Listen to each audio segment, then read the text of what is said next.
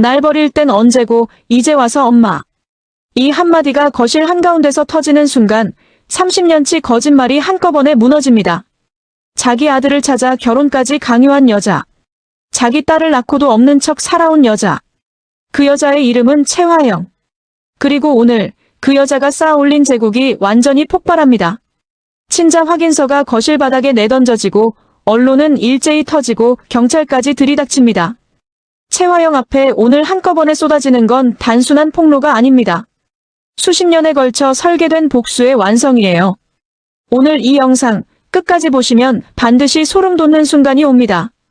그리고 마지막에 또 하나의 충격이 기다리고 있습니다. 잠깐 시작하기 전에 구독과 좋아요 꼭 부탁드립니다. 여러분의 작은 클릭 하나가 더 좋은 리뷰를 만드는 힘이 됩니다. 자, 먼저 이야기를 제대로 따라가려면 등장인물 관계를 짚고 넘어가야 합니다. 얽히고 설킨 것 같아도 핵심은 단순합니다. 한 여자의 욕망이 만들어낸 거미줄 하나입니다. 이 드라마의 중심에 있는 여자. 드림호텔 대표. 겉으로는 성공한 커리어 우먼이지만 속으로는 수십 년에 걸쳐 거짓말을 쌓아온 인물입니다. 아이를 낳고도 버렸고 버린 아이를 뒤늦게 이용하려 합니다. 이 여자에게 사람은 처음부터 끝까지 도구입니다. 감정이 없는 게 아니라 감정을 선택적으로 쓸 줄 아는 여자입니다. 그게 더 무서운 이유입니다. 최화영이 낳고 버린 아들. 성인이 되어 사회에서 인정받는 자리에 올랐지만 친엄마가 누구인지를 평생 궁금해했습니다. 그런데 막상 찾아보니 친엄마가 최화영이었습니다. 이 사실이 그를 슬프게 한 게 아닙니다. 오히려 분노와 환멸로 불태웠습니다. 그도 그럴 것이 최화영은 친아들을 알아보는 순간 내 편 서라, 마서린과 결혼해라부터 꺼냈으니까요. 강준호는 이 순간 결심합니다. 울거나 소리치지 않는다. 가장 차갑고 완벽한 방법으로 이 여자를 무너뜨린다. 대가족의 어른이자 회장. 최화영을 30년 가까이 신뢰해왔습니다. 회사 일도 집안일도 맡겼던 사람. 그런데 오늘 강준호가 들고 온 서류 한 장이 그 30년의 신뢰를 한순간에 무너뜨립니다. 마대창이 가장 상처받는 건 배신 그 자체가 아닙니다. 자기 눈앞에서 벌어진 일인데 자기가 몰랐다는 사실, 바로 그 모욕감입니다. 최화영의 딸. 최화영이 내 딸이라고 키워온 아이. 그런데 여기서 반전이 있습니다. 최화영이 진짜 아이를 바꿔치기 했을 가능성이 드라마 전반에 걸쳐 서서히 드러나고 있습니다. 마서린 자신도 어딘가 석연치 않은 부분을 느끼면서도 제대로 파고들지 못하고 있어요. 이 드라마의 또 다른 핵심 인물. 최화영이 감추려는 또 다른 진실 속의 인물입니다. 그녀의 생김새는 마서린과 쌍둥이처럼 닮아 있습니다. 이 사실 하나가 드라마 전체의 지뢰밭이 됩니다. 아버지 오복길의 죽음, 자신의 정체, 모든 것이 최화영과 연결되어 있습니다. 오장민은 두려움보다 분노가 앞서는 인물이지만 동시에 자기 삶이 또 남의 손에 휘둘리는 꼴을 보기 싫어하는 자존심도 강합니다. 강준호의 동생. 이 드라마에서 가장 냉정하게 상황을 파악하고 움직이는 인물 중 하나입니다. 오장미와 협력하며 최화영과 이강혁의 진짜 얼굴을 드러내려 합니다. 그런데 이 과정에서 그도 충격적인 사실 하나와 맞닥뜨립니다. 형 강준호의 생일과 일치하는 사진 속 날짜, 그리고 그 사진 속에 담긴 핀 하나가 불러오는 의혹. 최화영의 오른팔이자 실질적인 실행자. 최화영이 손에 피를 묻히고 싶지 않을 때 대신 움직이는 인물입니다. 협박범을 감추고 증인을 없애려 하고 오복길의 사망에도 연루됩니다. 최화영이 설계하면 이강혁이 집행하는 구조입니다. 모녀 콤비. 최화영의 비밀을 알게 되어 그것으로 최화영을 천천히 조여들어가려 했습니다. 하지만 자신들이 생각한 것보다 판이 훨씬 크게 벌어지면서 오히려 당황하는 상황이 됩니다. 이 모녀의 욕심과 어설픈 계략은 오히려 이야기의 방향을 예상 못한 쪽으로 틀어버리는 역할을 합니다. 마대창 집에서 오랫동안 일해온 사람.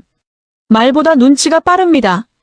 최화영이 강준호를 보는 눈빛이 이상하다는 걸 가장 먼저 느낀 사람이지만 말로 꺼내지는 않았습니다. 오늘 서재에서 엿들은 대화 하나가 그 모든 퍼즐을 맞춰버립니다. 아버지 오복길을 잃은 아들. 강백호와 함께 움직이며 최화영과 이강혁의 범죄를 드러내려 합니다. 경찰만 믿고 가만히 있는 걸 못하는 성격입니다. 오토바이를 타고 골목골목 동선을 바꿔가며 증인을 직접 찾아내는 집요함. 이 드라마에서 가장 감정적으로 움직이지만 또 가장 인간적인 인물입니다. 여기까지 인물들을 정리했습니다. 이제 본격적으로 오늘의 폭발 현장으로 들어가겠습니다. 강준호가 채화영의 사무실에서 그 말을 처음 들었을 때 달렸습니다. 죽을 만큼 숨이 차도록 달리고 또 달렸습니다. 그래도 귀에서 지워지지 않았어요. 내가 내 아들이야. 그 말이 마치 낙인처럼 박혔습니다. 보통 이런 상황에서 사람들은 눈물을 흘립니다. 평생 찾던 엄마를 만났으니까요. 그런데 강준호는 달랐습니다. 눈물 대신 혐오가 올라왔습니다. 내가 채화영의 피를 받았다니. 왜 하필 그 악독한 여자의 아들이란 말이야. 이 감정이 핵심입니다. 강준호가 친엄마를 찾으면서 원했던 건 거창한 게 아니었어요. 아주 단순한 것. 어릴 때 왜 버렸는지 이유 한마디, 그리고 아주 조금이라도 미안해하는 얼굴 하나? 그게 다였습니다. 그런데 채화영은 그 진실이 드러난 순간조차 뭐라고 했을까요? 마서린과 결혼해라. 내 편 서라. 드림의 지분이 있다. 친아들을 확인한 첫 반응이 욕망을 채우는 수단으로 아들을 끌어들이는 것이었습니다. 이 순간 강준호 안에서 뭔가가 완전히 끊어졌습니다. 슬픔이 아니었어요. 모멸감, 환멸, 자기 혐오, 허무함. 이 모든 감정이 동시에 올라왔고 강준호는 그 모든 걸 겨우 분노 하나로 묶어서 간신히 붙잡아둔 상태가 됩니다. 그리고 그 분노를 감정적으로 터뜨리지 않겠다고 결심합니다. 이게 이 인물이 무서운 이유입니다. 울고 소리치며 달려들면 채화영이 오히려 그걸 이용할 거라는 걸 알고 있어요. 상처받은 아들이 오해하고 있다는 식으로 프레임을 바꿀 수 있다는 것도 꿰뚫고 있었죠. 그래서 강준호가 선택한 건 가장 차갑고 잔혹한 방법이었습니다. 사실을 확인하고 그 사실을 채화영이 가장 두려워하는 방식으로 공개하는 것. 채화영이 평생 붙들고 살아온 것들, 사회적 명성, 대표 이미지, 회장가의 체면, 언론의 시선. 바로 그 한복판에서 무너지게 하겠다는 계획이었습니다. 그래서 강준호는 가장 먼저 친자 검사를 진행합니다. 채화영이 직접 사무실로 찾아와 차를 마시자며 결혼 이야기를 다시 꺼냈을 때 강준호는 일부러 평소처럼 듣는 척했습니다. 그리고 채화영이 쓰고 간 차잔을 손으로 쥔 채 한참 서 있었어요. 그 다음이 소름 포인트입니다. 자기 손가락을 조심스럽게 긁어 피를 냈습니다. 그 순간 이상하게 마음이 더 차가워졌다고 했어요. 이미 감정은 끝났고 이제부터는 확인만 남았다는 결이었습니다. 검사소에서 결과를 기다리는 하루가 얼마나 길었을지 상상이 되시나요? 서류가 눈에 안 들어왔고 사람 말이 자꾸 끊겨 들렸습니다. 머릿속에선 두 가지가 싸웠어요. 제발 아니어야 한다는 마음, 그리고 이미 맞을 것 같다는 확신. 이 두 가지가 하루 종일 충돌했습니다. 이메일로 결과지를 열었을 때 강준호는 놀라지 않았습니다. 그냥 멍해졌습니다. 친자 일치 99.9%. 숫자는 차갑고 간단한데 그 한 줄이 사람 인생을 얼마나 난도질할 수 있는지. 강준호는 두 주먹으로 책상을 내리쳤습니다. 결국 정말 맞았단 말이네. 이 한마디에 담긴 무게감. 그냥 사실 확인이 아닙니다. 이건 강준호가 평생 가져온 작은 희망, 혹시 아닐 수도 있지 않을까라는 희망이 완전히 소멸하는 순간이에요. 그리고 그 순간부터 강준호는 완전히 다른 사람이 됩니다. 강준호는 친자 확인서를 받은 그날 바로 언론 제보를 준비합니다. 단순한 분노의 발산이 아닙니다. 철저하게 계산된 수였어요. 채화영 같은 사람은 집안에서만 흔들어서는 안 된다. 또 빠져나갈 구멍을 만들 사람이니까. 회사 대표 이미지, 언론 프레임, 재벌가의 체면, 이 모든 것을 동시에 흔들어야 손을 못 쓴다. 그러면서 한편으로는 마대창에게 직접 찾아가 미리 알리기로 합니다. 이 부분이 인상적입니다. 언론 제보보다 마대창에게 먼저 알린다는 것. 이건 감정적 복수가 아니라는 증거입니다. 기사가 먼저 나가면 회장이 뒤늦게 언론으로 이 사실을 알게 되는 상황이 됩니다. 강준호는 그게 옳지 않다고 봤어요. 집안의 어른이고 채화영에게 가장 오랫동안 속아온 피해자이기도 하니까요. 회장님, 죄송하지만 이건 꼭 뵙고 말씀드려야 할 것 같습니다. 전화 속 강준호의 목소리는 결의에 차 있었습니다. 마대창은 의아했지만 그 목소리가 심상치 않다는 걸 바로 느꼈어요. 그날 밤 서재에서 단둘이 마주한 자리. 강준호는 말로 꺼내지 않았습니다.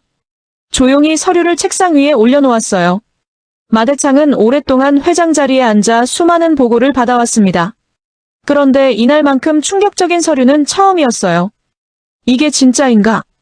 강준호는 자신이 직접 검사했고 최화영의 입에서도 직접 들었다고 답했습니다.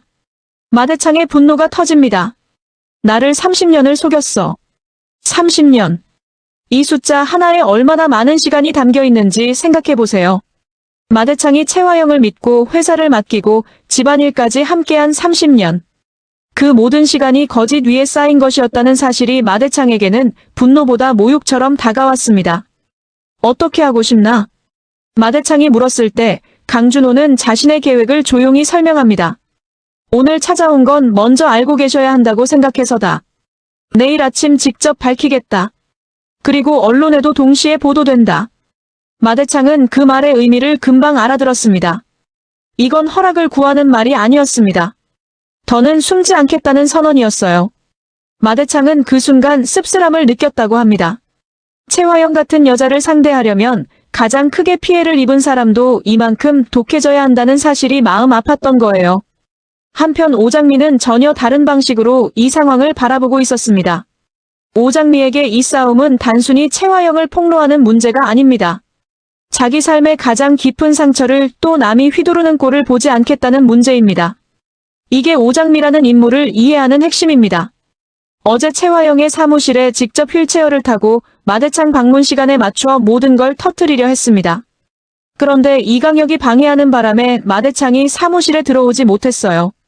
계획이 한번 무너진 거죠. 하지만 오장미는 포기하지 않았습니다. 오히려 최화영에게 경고를 남기고 나왔어요. 내가 다시 나타날 때 내 범죄는 모두 다 밝혀질 거야. 기대해, 최화영. 이 대사를 들었을 때 최화영이 느낀 감정이 뭐였을지 짐작이 가시나요? 최화영에게 오장미는 지금 가장 통제하지 못하는 변수입니다. 어디에 숨어 있는지, 언제 어디서 무슨 증거를 들고 나타날지 알 수 없으니까요.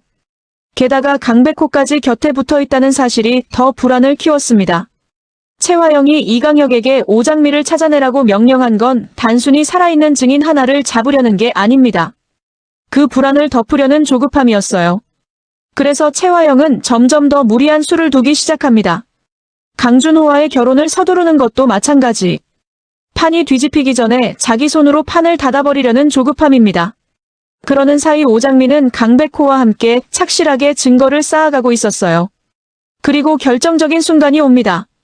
최화영이 오래된 아기 사진 하나를 숨겨서 보고 있는 장면을 장미가 목격합니다. 장미는 그 사진을 몰래 찍어두었어요. 그런데 그 사진이 담고 있는 정보가 드라마 전체를 뒤흔드는 내용이었습니다. 엄마가 사고 전에 가지고 있던 머리핀이 사진 속 아이 옷에 달려 있었던 겁니다. 게다가 최화영이 전에 그 핀을 훔치려고도 했었다는 사실까지. 그리고 가장 중요한 것. 그 사진에 찍힌 날짜. 1990년 5월 29일. 장미가 강백호에게 이 사실을 전하는 순간 강백호가 멈춥니다. 잠깐만요, 장미씨. 90년 5월 29일이라고요? 네. 백호씨, 왜요? 강백호는 잠시 생각한 후 대답했습니다. 저희 형 생일이랑 같은데. 이게 과연 우연일까요? 이 장면이 이 드라마 전체에서 가장 소름 돋는 반전 포인트 중 하나입니다. 장미는 말도 안 된다고 했습니다. 어떻게 백호씨 형제인데 최화영과 관련이 있을 수 있냐고요? 그때 강백호가 담담하게 말합니다. 저희 형은 입양됐어요. 이 한마디가 가져오는 무게감을 생각해보세요. 장미는 큰 충격을 받았습니다. 그 이야기를 듣는 순간 모든 것이 이해됐으니까요. 최화영이 강준호를 바라보는 눈빛, 결혼을 강제로 밀어붙이는 이유. 친자식이라면 딱 맞아떨어졌어요. 백호씨, 혹시 형이 최화영 친자식이라면 이 상황이 이해가 되지 않아요? 강백호도 머리로는 너무 많은 정황이 맞아떨어진다는 걸 알고 있었습니다. 하지만 그걸 입 밖에 내는 순간 형에게는 되돌릴 수 없는 현실이 됩니다. 친엄마가 최화영일 수 있다는 추측은 아직 가설이지만 인정하는 순간부터는 악마 같은 최화영 피와 묶이게 되는 거니까요. 그래서 강백호는 더더욱 감정 대신 확인을 먼저 하기로 마음먹었습니다. 지금 필요한 건 가능성에 취하는 게 아니라 누구도 부정 못할 자료를 손에 넣는 것이라고 생각했습니다. 잠깐 멈추겠습니다. 이 사진 하나가 얼마나 중요한지 짚어야 합니다. 겉으로 보면 그냥 아기 사진입니다. 그런데 그 안에 담긴 것들을 하나씩 꺼내보면 이야기가 달라집니다. 첫째, 정숙희의 머리핀. 오장미 엄마가 사고 전에 가지고 있던 물건이 사진 속 아이 옷에 달려 있습니다. 이건 단순한 우연이 아닙니다. 최화영이 그 핀을 훔치려 했다는 사실까지 더하면 이 사진이 최화영에게 얼마나 위협적인 증거인지가 드러납니다. 둘째, 날짜 1990년 5월 29일. 강준호의 생일과 일치합니다. 이건 최화영이 숨긴 게 단순히 아들 하나의 존재만이 아니라는 걸 암시합니다. 훨씬 더 오래된, 훨씬 더 깊은 감춤의 역사가 이 사진 한 장 뒤에 숨어 있는 거예요. 셋째, 최화영이 이 사진을 아직도 갖고 있다는 사실. 어린 아이에 대한 죄책감인지 아니면 또 다른 이유인지는 아직 밝혀지지 않았습니다. 하지만 최화영이 혼자서 그 사진을 꺼내보고 있었다는 장면 자체가 이 여자의 내면에 무언가가 있다는 걸 말해줍니다. 그 사진 하나는 단순히 강준호 친자 문제만 건드리는 게 아닙니다. 이건 쌍둥이 문제로 이어질 수 있는 연결고리이기도 합니다. 마서린과 오장미가 쌍둥이처럼 닮았다는 사실, 최화영이 쌍둥이를 낳았다면 왜 한 명만 데리고 왔겠냐는 의문, 그리고 정숙희라는 여자와의 연결. 이 모든 것이 거미줄처럼 연결되기 시작합니다. 그리고 이 복잡한 진실을 자기 입으로 직접 밝히겠다는 오장미의 결심이 더욱 절박하게 느껴지는 이유이기도 합니다. 이 드라마에서 감정적으로 가장 인간적인 인물을 꼽으라면 저는 주저없이 오태평을 꼽습니다. 오태평은 아버지 오복길이 죽은 뒤부터 속이 계속 끓고 있었습니다. 경찰만 믿고 가만히 있으라는 말을 들을 때마다 더 답답해졌어요. 물론 강백호의 말이 틀린 건 아닙니다. 이강혁 쪽이 두 사람을 주시하고 있으니 잘못 움직이면 오히려 증인을 놓칠 수도 있다는 것도 알고 있었어요. 그런데 아버지 일만큼은 남의 손에만 맡길 수 없었습니다. 백호야, 내가 뭔가 할 수 있는 일이 없을까? 강백호에게 전화를 걸었을 때 강백호는 조심히 움직이라고 했습니다. 그런데 오태평은 그날 몸을 살릴 생각이 없었어요. 그래서 오토바이를 타고 골목골목을 바꿔가며 동선을 일부러 흔들었습니다. 한 번은 인천 쪽으로 빠지는 척했다가 다시 되돌아오기도 했어요. 그 독한 집요함 끝에 폐창고를 찾아냈습니다. 폐창고 앞에 섰을 때 오태평의 심장이 쿵쾅거렸습니다. 안에서 희미한 사람 소리와 쇠를 끄는 소리가 들렸거든요. 문을 억지로 열고 들어가면 당장 구할 수 있을 것 같았지만 그랬다간 뒤에서 붙은 사람들이 들이닥칠 수도 있다고 판단했습니다. 그래서 참았습니다. 숨을 죽이고 바깥에서 위치를 확인한 뒤 강백호에게 전화했어요. 백호야, 찾았어. 여기 인천 외곽의 폐창고야. 강백호는 먼저 조심히 돌아오라고 했습니다. 그리고 경찰과 협조해서 다음날 협박범을 구출하기로 했습니다. 협박범 구출은 생각보다 더 긴박했습니다. 경찰이 들이닥치기 직전까지도 안쪽에 있던 사람들은 끝까지 증인을 다른 곳으로 빼돌리려 했거든요. 오태평은 멀리서 그 상황을 지켜보며 주먹을 꽉 쥐었습니다. 조금만 늦었어도 또 놓칠 뻔했으니까요. 강백호가 침착하게 현장을 정리하지 않았다면 괜히 몸으로 부딪히다가 증인이 다치거나 증거가 사라질 수도 있었어요. 겨우 도망친 이강혁의 부하가 이강혁에게 이 사실을 알렸을 때 이강혁이 소리를 질렀습니다. 그깟 사람 하나 지키지 못해. 일 처리를 어떻게 하는 거야? 이강혁도 사실 겁이 났습니다. 협박범이 경찰 손에 들어갔다는 건 단순히 사람 하나를 놓친 게 아닙니다. 오복길 사건과 블랙박스 문제까지 줄줄이 연결될 수 있다는 뜻이었으니까요. 이강혁은 바로 최화영에게 보고했습니다. 최화영의 반응은 냉혹했습니다. 그 가족이든 누구든 협박해서라도 입막아. 이 한마디가 최화영이라는 인물의 본질을 가장 잘 보여주는 대사 중 하나입니다. 위기가 닥치면 더 큰 범죄로 덮으려는 사람. 그게 최화영입니다. 그런데 이미 늦었습니다. 오장미는 협박범을 찾았다는 소식을 듣고 비로소 손에 잡히는 물증이 생긴 것 같은 안도감을 느꼈어요. 백호 씨, 너무 고마워요. 이제 증거들이 하나씩 늘어나기 시작했어요. 이 대사 속에 담긴 안도감과 결의, 얼마나 오랜 시간을 버텨온 사람인지가 느껴집니다. 이 이야기에서 가장 코믹하면서도 위험한 캐릭터들이 바로 염산월과 진홍주 모녀입니다. 이 둘은 최화영의 비밀을 손에 넣었다고 생각했습니다. 유전자 검사지를 기다리며 흥분했어요. 드디어 유전자 검사지가 퀵으로 도착했고 두 모녀는 기쁨을 감추지 못했습니다. 딸, 채화영을 무너뜨릴 약점이 드디어 우리 손에 들어왔어. 진홍주는 느긋하게 말했습니다. 엄마, 너무 조급해하지 마. 지금 시간은 우리 편이야. 염산월은 웃음을 참지 못하고 킥킥거렸습니다. 하나 둘 셋 하면 열어보자. 숫자를 세고 검사지를 열어봤습니다. 그런데 이게 무슨 일인 걸까요? 결과지에는 채화영과 마설린이 진짜 모녀관계라고 나와 있었습니다. 엄마, 왜 채화영이랑 마설린이 진짜 관계가 맞다는 거지? 염산월도 이상해했습니다. 말이 안 되잖아. 채화영이 쌍둥이를 낳았다면 왜 한 명만 데리고 왔겠어? 두 모녀가 머리를 맞대고 생각을 정리하는 동안 우리 시청자들은 이미 알고 있습니다. 그 검사지가 가짜라는 걸. 사실 이 과정에서 양금순이 염산월 모녀의 대화를 밖에서 듣고 오장미에게 알렸습니다. 장미는 오태평에게 부탁해 가짜 유전자 검사서를 만들어 진홍주에게 퀵으로 전달하게 했어요. 진짜 검사서는 장미가 중간에 가로챘습니다. 이 사실을 모르는 염산월 모녀는 또 다른 계획을 짜기 시작합니다. 진홍주가 먼저 입을 열었습니다. 엄마, 이건 뭔가 이상해. 오장미의 반찬 가게에 한번 가보자. 염산월은 이 와중에 오태평을 볼 생각에 설레었습니다. 그럼 이따가 우리 반찬 가게에서 만나자. 내가 단골이 돼서 더 편하게 안으로 들어갈 수 있을 거야. 둘은 구체적으로 계획을 짰습니다. 반찬 가게에서 염산월이 쓰러지는 척하며 집 안으로 들어가고 그 다음에 집 안에서 증거를 찾겠다는 거였어요. 진홍주가 말했습니다. 엄마, 가족 사진이든 모든 오장미 흔적이 집에 있을 거야. 그걸 꼭 증거로 찍어야 해. 그런데 문 밖에서 그 대화를 듣고 있던 오장미는 이를 악물었습니다. 염산월 모녀가 먼저 움직이면 결국 이 진실조차 자기 손을 떠나 또 다른 사람의 장난감이 될 수 있다고 봤거든요. 자기 삶의 가장 깊은 상처를 또 남이 휘두르는 꼴만은 보고 싶지 않았습니다. 이번에는 반드시 내가 먼저 할아버지 앞에 서야 한다. 이 결심이 얼마나 절박한지 느껴지시나요?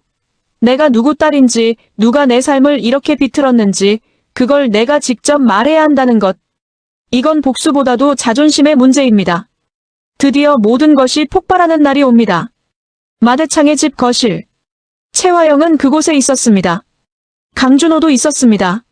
마대창, 염산월, 진홍주, 오장미도 있었습니다. 그리고 강준호가 채화영을 향해 친자 검사서를 내던졌습니다. 날 버릴 땐 언제고 이제 와서 엄마. 이 말 하나가 거실의 공기를 완전히 얼려버렸습니다. 마대창은 그 꼴을 보고 혈압이 올라 뒷목을 잡았습니다.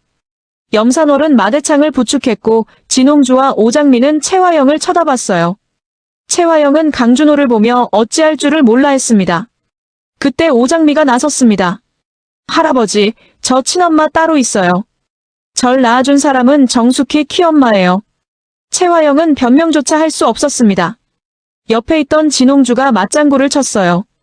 회장님, 저도 병원에서 봤어요. 오장미라는 여자가 설인이랑 똑같이 생겼어요. 마치 쌍둥이처럼요. 마대창은 겨우 진정한 후 채화영을 보며 말했습니다. 지금 이 상황, 내 입으로 직접 설명해라. 채화영은 입술만 달싹였습니다. 평소 같으면 거짓말부터 꺼내서 상황을 비틀었을 텐데 오늘은 달랐어요. 자기 손으로 감춰두었던 비밀이 한꺼번에 거실 한가운데로 끌려 나왔으니까요. 강준호는 자기를 낳은 여자 앞에서 아들이 아니라 원수처럼 서 있었고 마설인도 이미 상황을 다 아는 것 같았습니다. 채화영은 두 사람의 얼굴을 번갈아 보다가 처음으로 알았습니다. 이번에는 눈물로도 변명으로도 분노로도 넘길 수 없겠구나. 마대창이 다시 한번 탁자를 두드리며 말했습니다. 정숙희부터 말해. 그 다음은 강준호다. 그리고 내가 감춘 다른 일도 하나도 빠짐없이 내 입으로 들을 거다. 그 말은 기회를 주는 것 같지만 사실상 최후 통첩이었습니다. 이 장면에서 각 인물들의 반응이 절묘합니다. 염산월은 속으로 신이 났지만 겉으로는 겁먹은 척 고개를 숙였습니다. 진홍주는 재빨리 표정을 바꿨어요. 조금 전까지만 해도 이 비밀을 가지고 채화영을 천천히 조여갈 생각이었는데 이제는 판이 완전히 커져버렸으니까요. 그리고 강백호가 경찰과 함께 협박범을 데리고 나타났습니다. 회장님, 채화영의 죄는 그뿐만이 아닙니다. 장미 씨의 아버지 오복길 씨 사망에도 연루되어 있습니다. 강백호가 데려온 협박범이 떨면서도 이강혁을 가리켰을 때 이강혁의 얼굴이 굳어버렸습니다. 협박범이 경찰을 뒤에 두고 입을 열기 시작했으니까요. 블랙박스 영상 이야기까지 나오자 거실 분위기는 더 차가워졌습니다. 오복길의 죽음이 단순 사고가 아니라는 사실이 구체적인 진술로 올라왔으니까요. 강백호가 이 타이밍에 들어온 건 우연이 아니었습니다. 전날 밤 오장미와 이미 약속을 맞춰둔 상태였어요. 강준호의 폭로가 채화영의 시선을 묶어두는 동안 자신은 협박범과 함께 결정타를 넣는 그림을 짠 거였습니다. 그래서 이 아침은 채화영 입장에서 더 치명적이었습니다. 하나를 막으려 돌리면 다른 하나가 들어왔고 그것도 모자라 언론까지 동시에 터지기 시작했으니까요. 그 순간 모든 언론사의 채화영의 친자식 이야기가 도배가 됩니다. 기사 알림이 한꺼번에 터지기 시작하자 염산월은 자기 휴대전화를 쥔 손에 힘이 들어갔고 진홍주는 무의식적으로 입술을 깨물었습니다. 진짜로 터졌구나. 그것도 우리가 상상한 것보다 훨씬 큰 방식으로. 화면에는 이런 제목들이 계속 올라왔습니다. 드림호텔 대표 채화영, 숨겨둔 친자식, 놀라운 자기 친딸과 결혼시키려고 시도, 채화영의 이상한 정신세계. 채화영은 그 기사를 직접 보지도 못한 채 거실 한가운데 갇혀 있었습니다. 평생 언론을 관리해온 사람이 자기 기사 하나도 손쓸 수 없는 위치에 놓인 거예요. 그 굴욕이야말로 채화영에게 가장 큰 벌처럼 느껴졌어요. 마대창도 그 순간 속으로 결심이 더 단단해졌습니다. 여기서 또 체면을 핑계로 덮으면 정말 아무것도 바로잡지 못한다고요. 친자 문제는 이미 세상에 나갔고 오복길 사건도 다시 수면 위로 올라왔고 정숙희와 쌍둥이 문제까지 드러났습니다. 이 정도면 단순히 채화영 하나를 내보내는 것으로 끝낼 수 없는 단계가 됐습니다. 이 드라마에서 양금순이라는 인물의 역할을 그냥 지나치면 안 됩니다. 양금순은 원래 말보다 눈치가 빠른 사람이었습니다. 오랫동안 그 집을 지켜보며 누가 누구를 어떤 눈으로 보는지, 어떤 말 뒤에 어떤 속셈이 숨어 있는지를 자연스럽게 읽어왔어요. 그래서 예전부터 채화영이 강준호를 볼 때마다 이상하다고 느꼈습니다. 미묘하게 더 챙기고 필요 이상으로 신경 쓰고 어떤 순간에는 감정이 섞인 눈빛을 보였거든요. 그런데 그게 무엇을 의미하는지는 몰랐어요. 그런데 오늘 서재에서 마대창과 강준호의 대화를 엿듣고 나니 그 모든 조각이 한꺼번에 맞아버렸습니다. 양금수는 바로 오장미에게 달려갔습니다. 꺼봐. 내가 채화영이 그 남자 본부장 보는 눈빛이 예사롭지 않다고 했지. 장미도 이미 의심하고 있었다는 걸 밝혔습니다. 금순 아줌마 사실은 저도 의심하고 있었어요. 백호 씨가 알아보고 있는 중이었는데.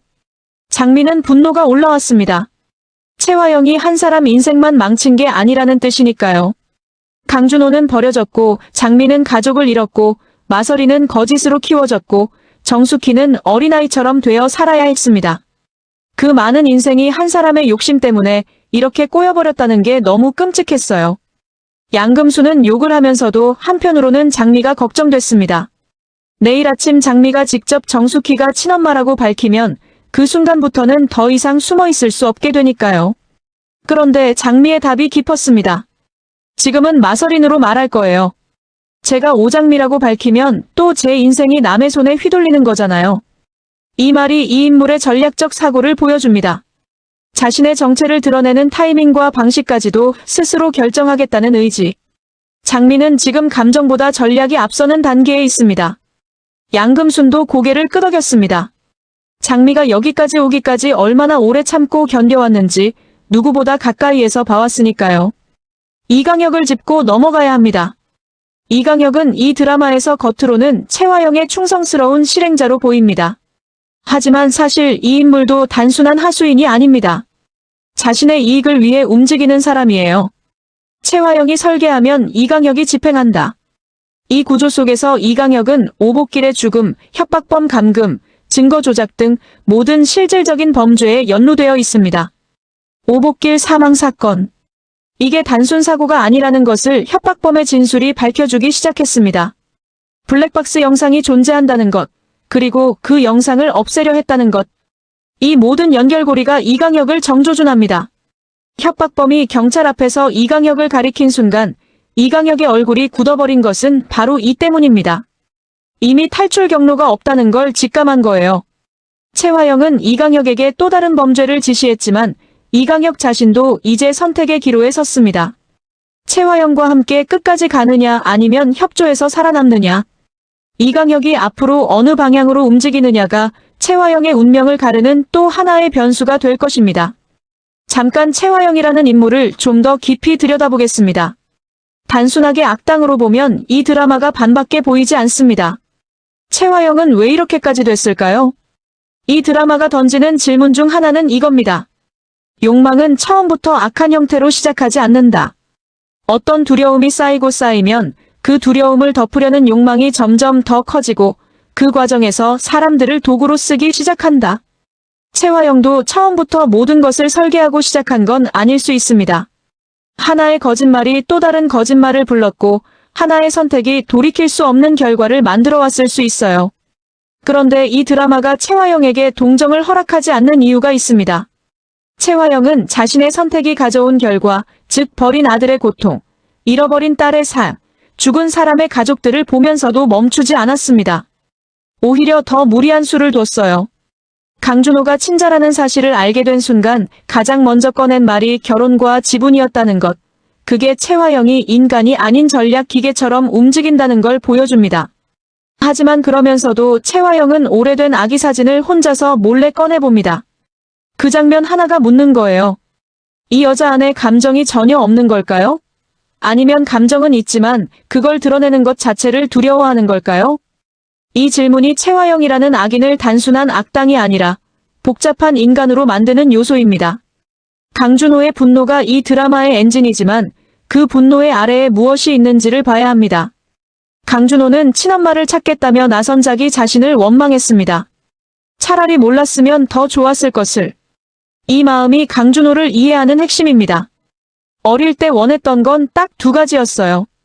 왜 버렸는지 이유 한마디. 그리고 조금이라도 미안해하는 얼굴 하나. 그게 전부였습니다. 재산도 아니고 보상도 아니고 복수도 아니었어요. 그냥 인간으로서의 확인이었습니다. 너는 버려야 했지만 그래도 나는 너를 잊지 않았다는 말 한마디.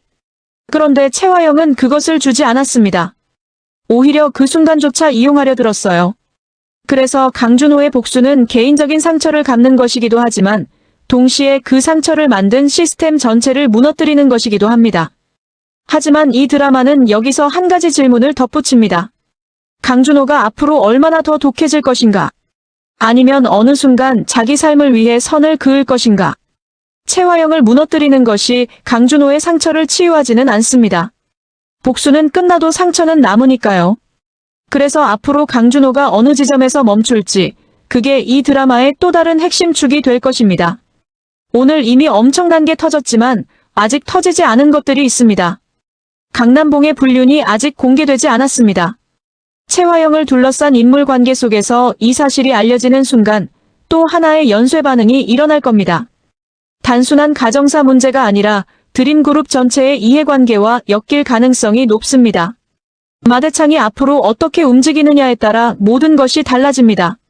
최화영을 완전히 내치고 진실을 향해 갈 것인가, 아니면 또다시 체면을 핑계로 무언가를 덮을 것인가. 마대창은 이미 오늘 결심이 더 단단해졌지만 과연 그 결심이 끝까지 유지될지는 지켜봐야 합니다. 오장미는 지금 마서린의 이름으로 행동하고 있습니다.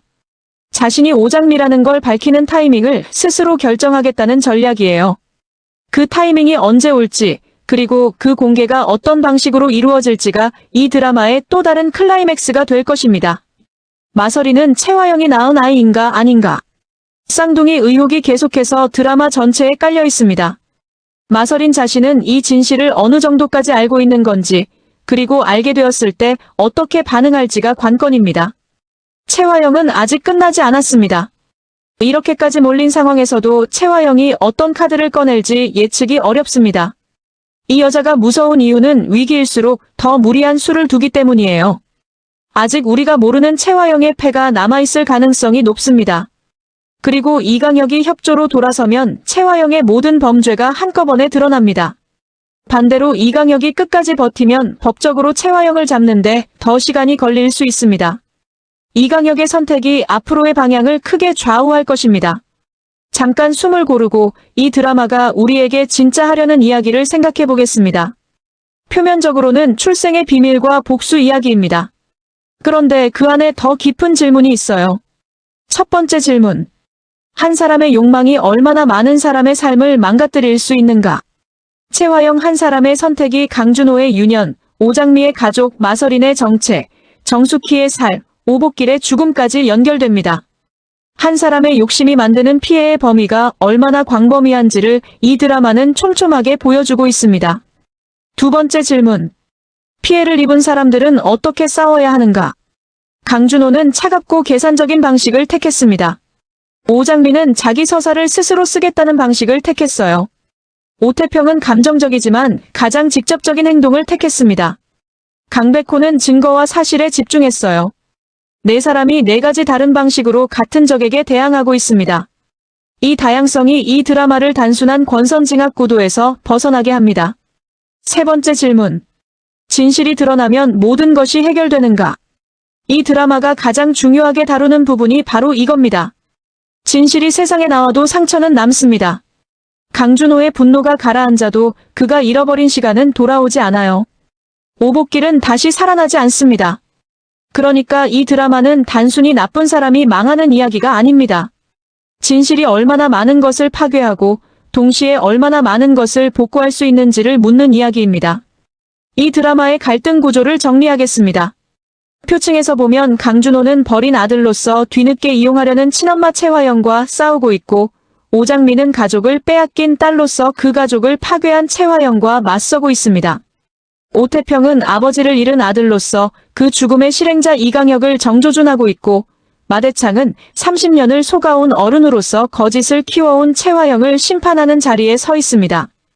염산월과 진홍주 모녀는 그 비밀을 이용해 권력을 잡으려다 오히려 판이 너무 커져 당황하는 중이고요. 그런데 더 깊은 층을 보면 더 흥미로운 갈등이 있습니다. 강준호는 분노를 무기로 쓰면서도 그 안에 여전히 상처받은 아이가 남아있는 자기 자신과 싸우고 있습니다. 오장미는 남들이 자신의 이야기를 대신 써주는 것을 거부하고 스스로 서사를 통제하려는 싸움을 하고 있어요. 강백호는 형에게 불가역적인 현실이 될 수 있는 진실을 어디까지 인정할 것인지를 혼자서 감당하고 있습니다. 그리고 아직 본격적으로 붙지 않은 가장 폭발적인 충돌이 남아 있습니다. 오장미와 마서린, 이 두 사람이 진실을 앞에 두고 어떻게 만나게 될지가 이 드라마의 최대 예정 충돌입니다. 쌍둥이처럼 닮은 두 사람이 같은 출생의 비밀을 공유하게 될 때 이 드라마는 또 한 번 터질 것입니다. 이 드라마에서 물건들이 단순한 소품이 아닙니다. 하나하나가 진실의 파편입니다. 강준호가 거실 바닥에 내동댕이 친 친자 확인서. 이건 단순한 종이가 아닙니다. 30년의 비밀이 응축된 물체예요. 거실 바닥에 떨어지는 그 순간이 이 드라마에서 가장 상징적인 장면 중 하나입니다. 강준호가 친자 검사를 결심하면서 최화영이 쓰고 간 차잔에서 DNA를 채취합니다. 일상적인 물건이 진실을 캐내는 도구가 되는 순간, 이 장면이 강준호의 냉정한 결의를 가장 잘 보여줍니다. 정숙희의 머리핀이 아기 사진 속 옷에 달려있다는 사실. 이 핀 하나가 최화영과 정숙희, 그리고 그 아이들을 연결하는 물적 증거가 됩니다. 최화영이 그 핀을 훔치려 했다는 사실까지 더하면 이 물건이 가진 위협적인 의미가 더 커집니다. 최화영이 혼자서 몰래 꺼내보던 아기 사진. 그 사진 속 날짜가 강준호의 생일과 일치합니다. 이 사진 하나가 친자 문제를 넘어 쌍둥이 문제, 정숙희와의 연결까지 모두 암시하는 핵심 증거가 됩니다. 오복길 사망 사건이 단순 사고가 아니라는 것을 입증할 수 있는 블랙박스 영상. 이강혁이 없애려 했고 협박범의 진술과 함께 이강혁을 법적으로 옥죄할 수 있는 가장 중요한 물증입니다. 아직 완전히 공개되지 않은 USB와 녹음 파일도 있습니다. 마서린이 숨겨놓은 증거가 있다는 오장미의 언급이 있었습니다. 이 증거가 등장할 때 또 한 번 이야기가 뒤집힐 가능성이 있습니다. 오늘 최화영이 무너진 건 우연이 아닙니다. 세 방향에서 동시에 포위망이 좁혀진 결과입니다. 첫 번째 포위망 강준호 마대창.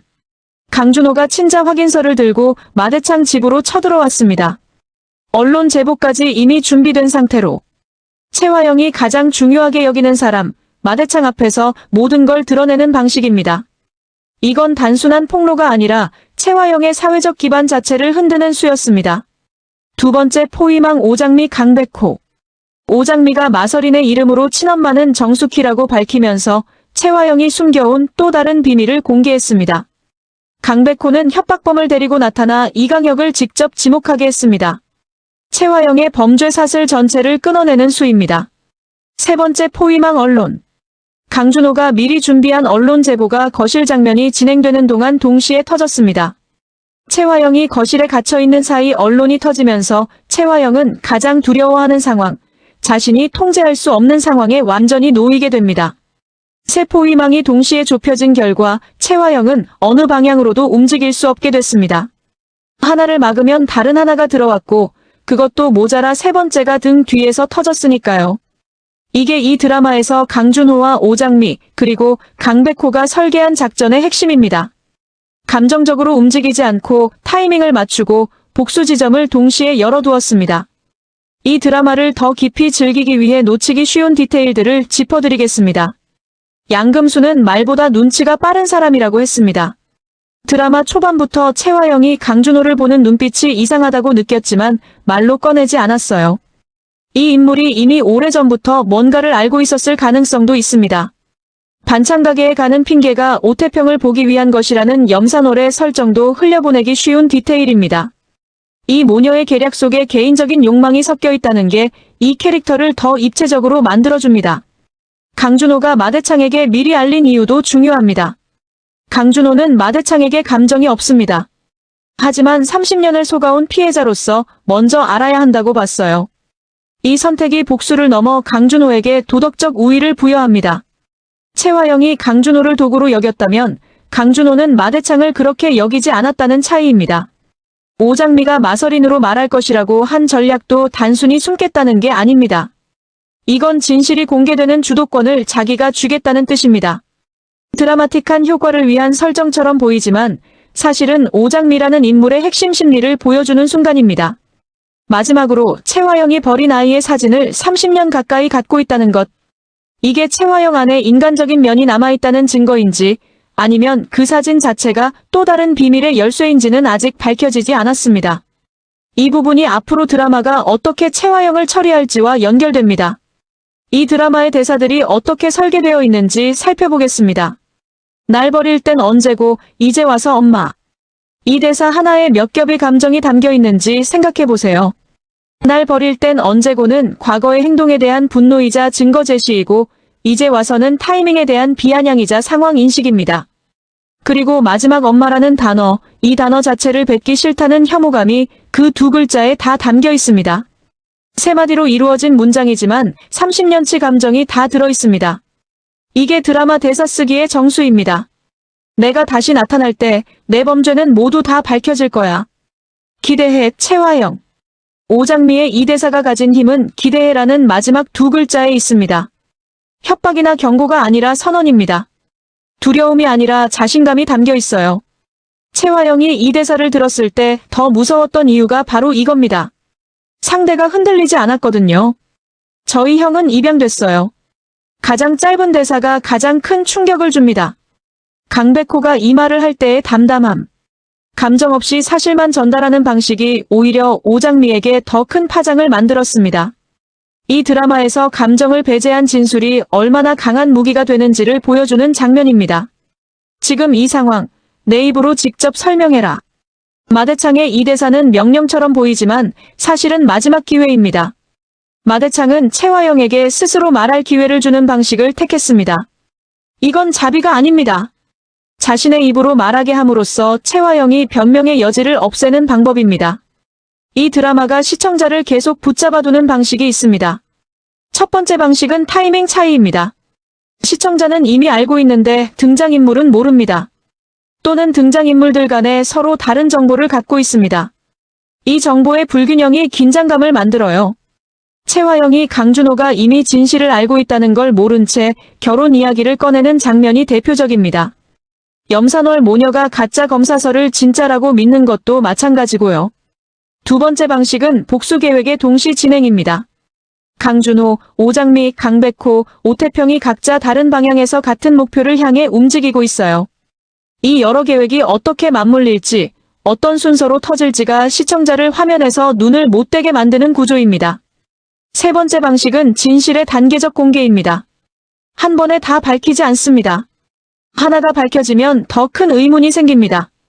강준호 친자 문제가 밝혀지면 쌍둥이 의혹이 나오고, 오복길 사망이 밝혀지면 블랙박스가 나오고, 블랙박스가 나오면 또 다른 연결이 생깁니다. 진실이 양파처럼 계속 껍질을 벗기는 구조입니다. 네 번째 방식은 선을 넘는 악당입니다. 최화영은 위기가 닥칠 때마다 더 큰 범죄로 대응합니다. 시청자가 이제 끝났겠지라고 생각하는 순간 최화영이 또 다른 수를 두면서 분노를 유발합니다.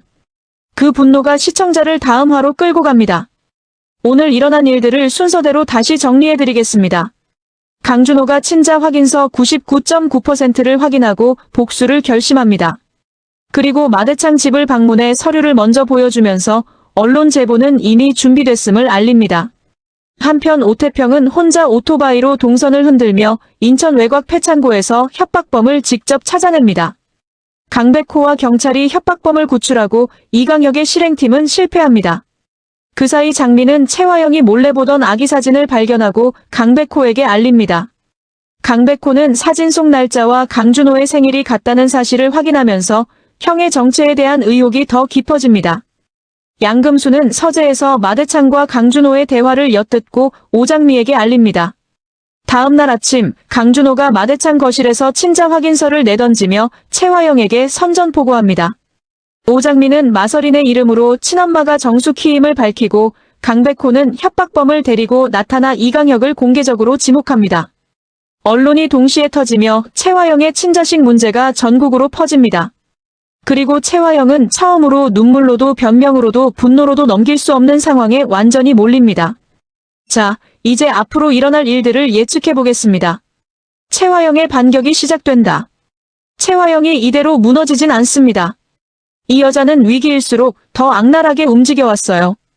언론 장악 시도, 마대창에 대한 압박, 이강혁을 통한 추가 범행 등 아직 최화영의 패가 남아있을 가능성이 높습니다. 마대창이 결단을 내린다. 마대창은 이미 내일 이강혁도 집으로 불러들이겠다고 했습니다. 최화영 혼자서 이 모든 걸 할 수 없었고 이강혁이 손발이었다는 걸 마대창은 이미 감을 잡고 있어요. 마대창이 이강혁과 최화영을 동시에 처리하는 방향으로 움직일 가능성이 큽니다. 쌍둥이 진실이 폭발한다. 오장미와 마서린이 진짜 쌍둥이라는 사실이 언제 공식적으로 밝혀지느냐?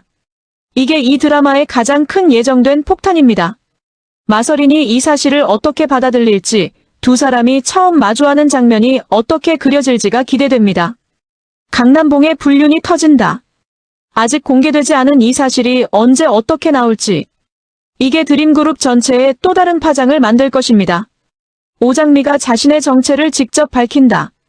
마서린으로 행동하던 오장미가 자신이 오장미라는 걸 밝히는 순간, 이 선택을 오장미가 직접 한다는 것, 그 타이밍과 방식까지 자신이 결정한다는 것, 이게 오장미 서사의 클라이맥스가 될 것입니다.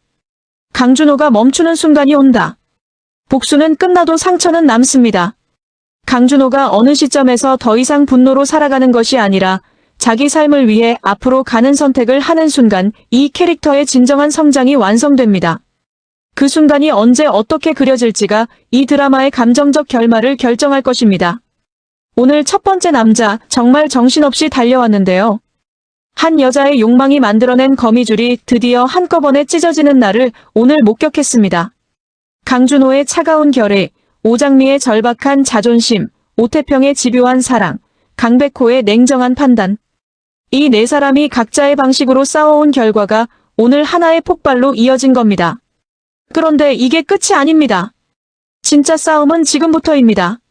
최화영이 어떻게 반격할지, 마대창이 어떤 선택을 할지, 쌍둥이 진실이 언제 터질지, 강남봉의 불륜이 언제 드러날지. 아직 폭발하지 않은 지뢰가 너무 많이 남아있습니다. 이 드라마가 앞으로 어떻게 흘러갈지 저도 너무 궁금합니다. 여러분은 어떻게 생각하세요? 최화영이 이대로 무너질 것 같으세요? 아니면 또 한 번 반격해올 것 같으세요? 댓글로 여러분의 예측을 남겨주세요. 여러분의 예측 중에 가장 흥미로운 것들을 모아서 다음 영상에서 함께 이야기해 보겠습니다. 그리고 아직 구독과 좋아요 안 누르셨다면 지금이 바로 그 순간입니다. 여러분의 작은 클릭 하나가 더 좋은 리뷰를 만드는 힘이 됩니다. 드라마 엑스파일 새로운 첫 번째 남자 이야기 다음 영상에서 또 만나겠습니다.